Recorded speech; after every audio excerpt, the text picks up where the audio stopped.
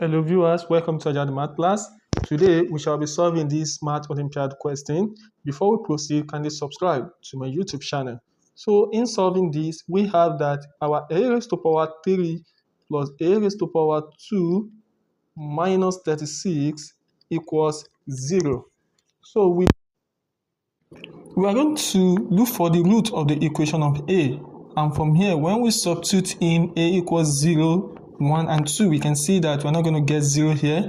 So when a is 3, from here we can get that a is one of the roots of the equation. That is, a raised to power 3 is 27 plus a raised to power 2, which is 9, minus 36. This is going to give us 0.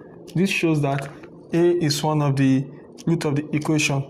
But here we need to get the other two roots. So in solving this, we can use the polynomial approach. But instead of using the polynomial approach, I prefer to use the factorization method. So from here, we know that when we have a raised to power 3 minus b raised to power 3, this can be factorized in the form of a minus b into bracket a square plus ab plus b square. And also, when we have a square minus b square, this is a form of difference of two squares, which is the same thing as a plus b and also a minus b. So this is one of the basic principles of factorization. Solving this forward, this can be expressed in the form of a raised to power 3 plus a raised to power 2 minus 36 is the same thing as saying we have 27 and 9. Okay, so this shows that this can be expressed in the form of 3 raised to power 3 plus 3 raised to power 2. So from here, this can be simplified further as a raised to power 3 minus 3 raised to power 3 plus a raised to power 2 minus 3 raised to power 2 equals 0. Now, with this, a raised to power 3 minus 3 raised to power 3, we can use the rule of a cube minus b cube. So this shows that this is the same thing as writing a minus 3 a square plus 3a plus 9.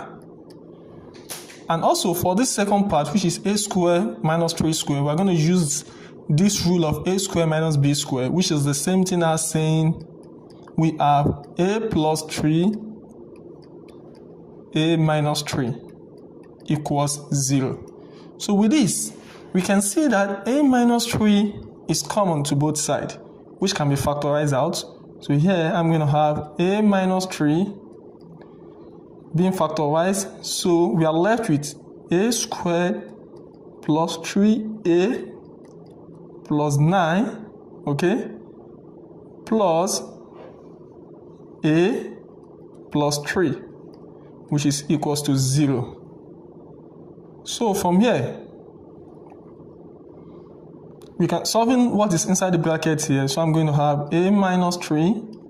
Here I'm going to have a squared plus 4a plus 12 equals 0. So from this, I have that my a minus 3 equals 0, which is one of the roots, and also a squared plus 4a plus 12 equals to 0, which is one of the roots. Like stated earlier on, from here my a can be equals to 3. And solving this using the quadratic formula approach, I can use minus b plus or minus root b squared minus 4ac over 2a. So solving this further, I can have minus 4 plus or minus root b squared, which is 4 squared minus 4 times a times c, which is 12, all over 2a, which is 2 times 1. So with this, I'm going to arrive, by factorizing this, I'm going to arrive at negative 2 plus or minus 2 root 2i, which is in form of a complex root as the root of my equation.